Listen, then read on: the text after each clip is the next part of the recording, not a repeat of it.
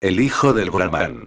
Siddhartha, el agraciado hijo del Brahman, el joven halcón, creció junto a su amigo Govinda al lado de la sombra de la casa, con el sol de la orilla del río, junto a las barcas, en lo umbrío del bosque de sauces y de higueras. El sol bronceaba sus hombros brillantes al borde del río, en el baño, en las abluciones sagradas, en los sacrificios religiosos.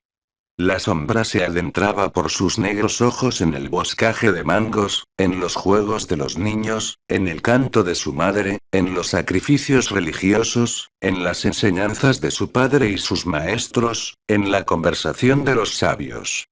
Ya hacía mucho tiempo que Siddhartha participaba en las conferencias de los sabios. Con Govinda se entrenaba en las lides de la palabra, en el arte de la contemplación, de saber ensimismarse. Ya podía pronunciar quedamente la palabra por excelencia. Había conseguido decirlo en silencio, aspirando hacia adentro.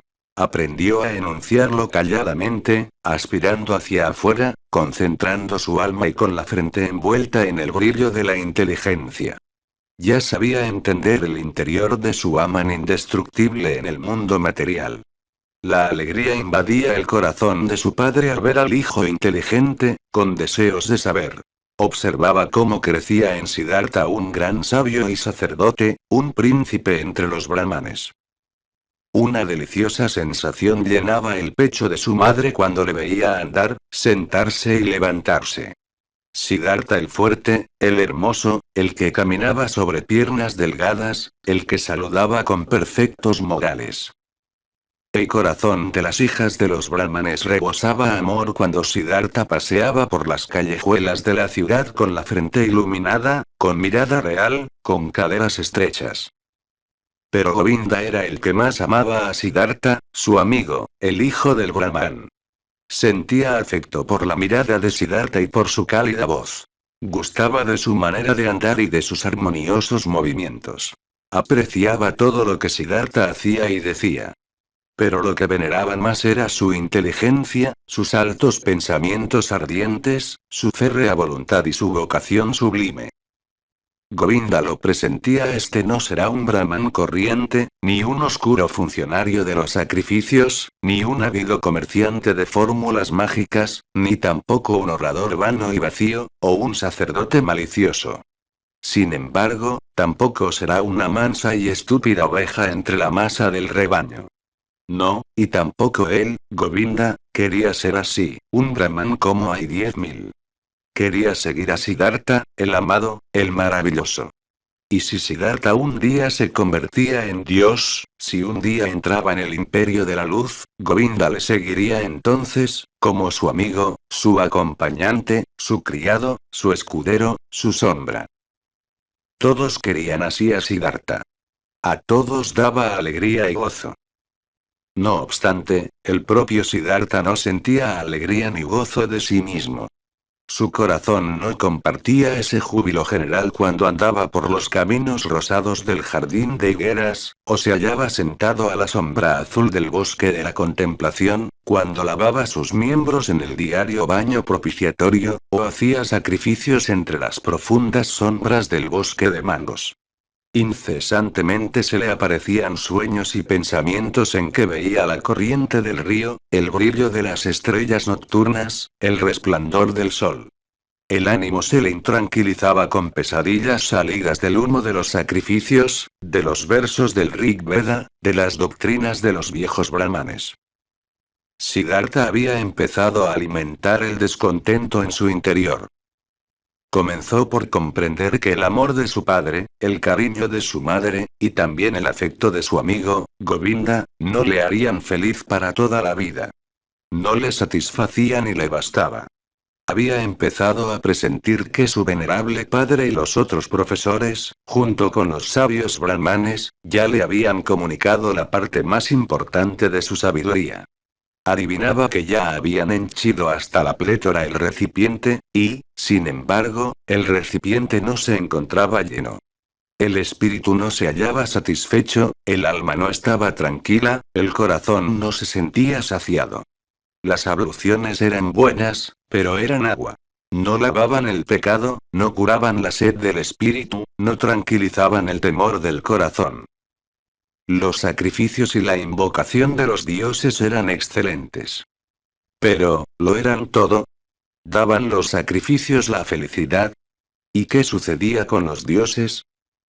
¿Realmente era Prajapati el creador del mundo? ¿No era el Atman, lo único, lo indivisible?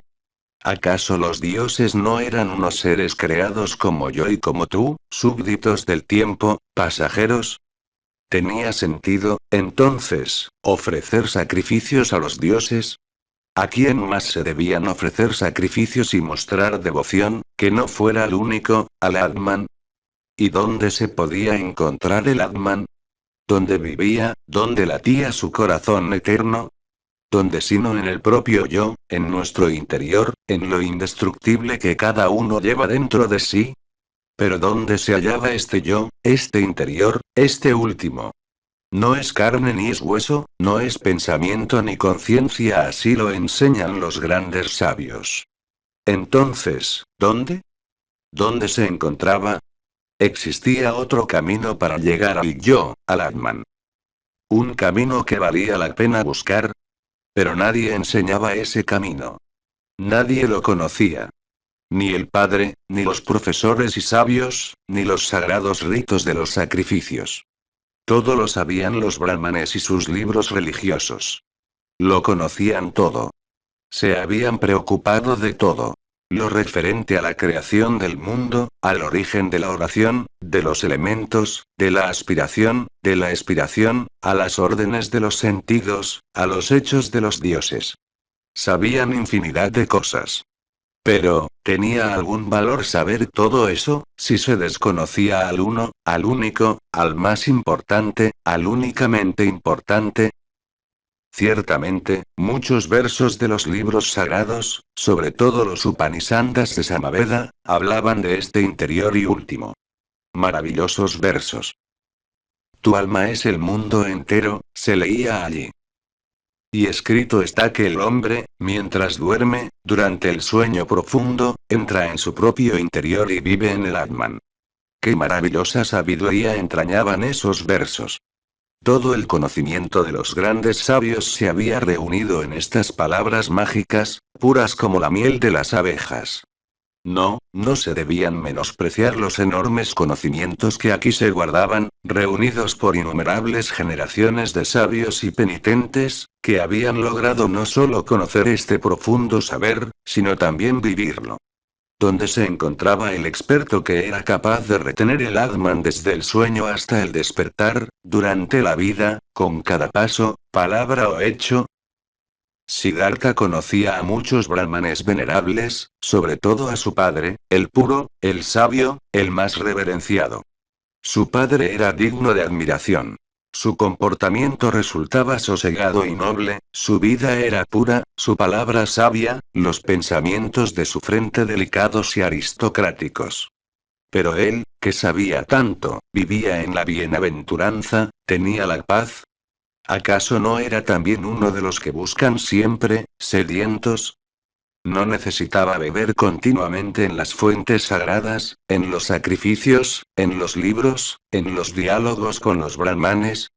Porque él, que era irreprochable, tenía que lavar diariamente sus pecados, esforzarse cada día en la purificación, repetirla cotidianamente. No estaba el Atman en él, no fluía la primera fuente de su propio corazón. Esa primera fuente tenía que encontrarse en el propio yo. Era necesario poseerla. Todo lo restante era una simple búsqueda, un rodeo, un desvarío. Tales eran los pensamientos de Siddhartha. Esa era su sed, su sufrimiento. A menudo pronunciaba las palabras de un Chandogya Upanishad. Quizás el nombre del Brahman sea Satyam. Quien lo sabe con certeza entra diariamente en el mundo celestial. Siddhartha parecía estar a menudo cerca del mundo celeste, pero nunca lo había alcanzado completamente, jamás había saciado la última sed.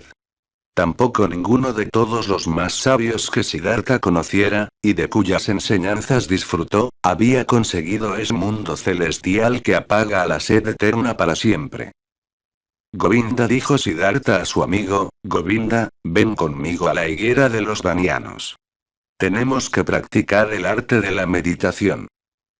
Se fueron a la higuera de los Vanianos. Se sentaron. Aquí Siddhartha y 20 pasos más allá Govinda. Acomodado y dispuesto a decir el Om, Siddhartha repitió el verso murmurando. Om es el arco, la flecha, es el alma, la meta de la flecha es el Brahman, al que sin cesar se debe alcanzar. Cuando había pasado el tiempo acostumbrado para el ejercicio del arte de ensimismarse, Govinda se levantó. Se había hecho tarde. Ya era la hora de efectuar la ablución de la noche. Llamó a Siddhartha por su nombre. Siddhartha no contestó. Siddhartha se hallaba sentado, con la mirada fija en una meta lejana, con la punta de la lengua saliendo un poco entre los dientes. Parecía que no respiraba. Así sentado, logrado el arte de ensimismarse, pensaba en el Om, enviaba su alma como una flecha hacia el Brahman. Un día, por la ciudad de Siddhartha pasaron unos samanas, ascetas peregrinos. Eran 3 hombres enjutos y apagados, ni viejos ni jóvenes, con hombros ensangrentados y llenos de polvo, casi desnudos, quemados por el sol, rodeados de soledad, forasteros y enemigos del mundo, extraños y flacos chacales en un reino de hombres. Tras ellos venía un ardiente hálito de silenciosa pasión, de servicio destructivo, de despersonalización implacable. Por la noche, después de la hora de la contemplación, Siddhartha declaró a Govinda. Mañana de madrugada, amigo, Siddhartha irá con los samanas. Será un nuevo samana. Govinda palideció al oír tales palabras y al leer en la cara inmóvil de su amigo aquella decisión imposible de desviar, como la flecha disparada por el arco. De pronto, y con la primera mirada, Govinda se dio cuenta: esto es solo el principio. Ahora Siddhartha iniciará su camino, ahora empieza a despertar su destino. Y con el suyo, también el mío. Y se tomó lívido como la piel seca de un plátano. Siddhartha invocó, ¿te lo permitirá tu padre? Siddhartha le observó como uno que empieza a despertarse. Raudo como una flecha leyó en el alma de Govinda, adivinó el miedo, advirtió la sumisión. Govinda afirmó en voz baja, no debemos malgastar palabras. Mañana de madrugada empezaré la vida de los samanas. No se hable más. Siddhartha entró en la habitación donde se encontraba su padre sentado encima de una estera de maguey. Se colocó tras él y aguardó hasta que se diera cuenta de que alguien se hallaba a sus espaldas. El Brahman preguntó. ¿Eres tú, Siddhartha? Pues manifiesta lo que has venido a decirme. Empezó Siddhartha. Con tu permiso, padre. He venido a comunicarte que deseo abandonar mañana tu casa para irme con los ascetas. Mi deseo es convertirme en un samana. Espero que mi padre no se oponga.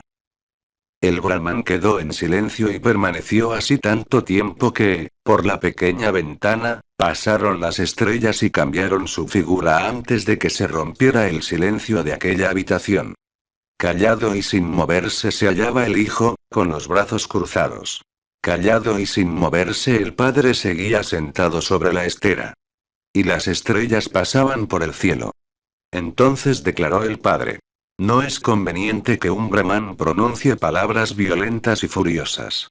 Pero la indignación estremece mi alma. No quiero oír de tu boca este deseo por segunda vez. Lentamente se levantó el brahman. Siddhartha continuaba callado, con los brazos cruzados. ¿Qué esperas? Preguntó el padre. Siddhartha contestó. Tú ya sabes. Buscó su cama y se tendió en ella lleno de ira.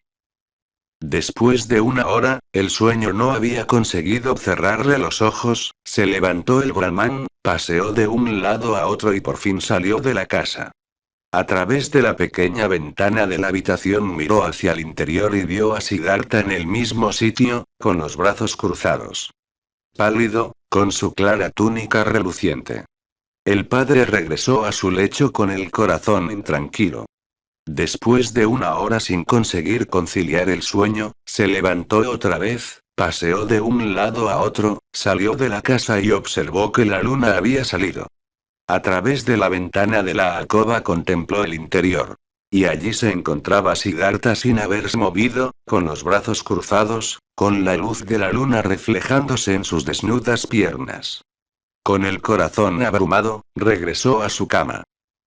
Y volvió después de una hora, de 2 horas. Miró a través de la pequeña ventana y vio a Siddhartha a la luz de la luna, de las estrellas, en la oscuridad. Y lo repitió a cada hora, en silencio. Miraba hacia la alcoba y veía que Siddhartha no se movía. Su corazón se llenó de ira, se colmó de intranquilidad, se saturó de miedo, se nutrió de pena. Y en la última hora de la noche, antes de que empezara el día, regresó. Entró en el cuarto y observó al joven, que le pareció más alto, como un extraño. Siddhartha invocó, ¿qué esperas? Tú ya sabes. Te quedarás siempre así y aguardarás hasta que se haga de día, hasta el mediodía, hasta la noche. Me quedaré así y esperaré. Te cansarás, Siddhartha. Me cansaré. Te dormirás, Siddhartha. No me dormiré.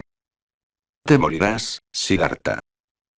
Me moriré, ¿y prefieres morir antes que obedecer a tu padre? Siddhartha siempre ha obedecido a su padre. Así pues, ¿deseas abandonar tu idea? Siddhartha hará lo que su padre le diga. La primera luz del día entró en la habitación. El Brahman vio que las rodillas de Siddhartha temblaban. Sin embargo, en el rostro de su hijo no vio ninguna duda, sus ojos miraban hacia muy lejos. Entonces el padre se dio cuenta de que Siddhartha ya desde ahora no se hallaba a su lado, en su tierra. Ahora ya le había abandonado. El padre tocó el hombro de Siddhartha. Irás al bosque, dijo, y serás un samana. Si encuentras la bienaventuranza en el bosque, regresa y enséñamela. Si hallas el desengaño, vuelve y de nuevo sacrificaremos juntos ante los dioses. Ahora ve, besa a tu madre y dile a dónde vas. Ya es mi hora de ir al río, a efectuar la primera ablución. Retiró la mano del hombro de su hijo y salió. Siddhartha vaciló en el momento en que intentó andar. Dominó sus miembros, se inclinó ante su padre y se dirigió hacia su madre para obrar tal como le había pedido el progenitor. Con la primera luz del día, Siddhartha abandonó lentamente la silenciosa ciudad, con las piernas entumecidas aún. En la última choza apareció una sombra que se había escondido allí, y que se unió al peregrino era Govinda. ¿Has venido?, declaró Siddhartha, sonriente. He venido, respondió Govinda.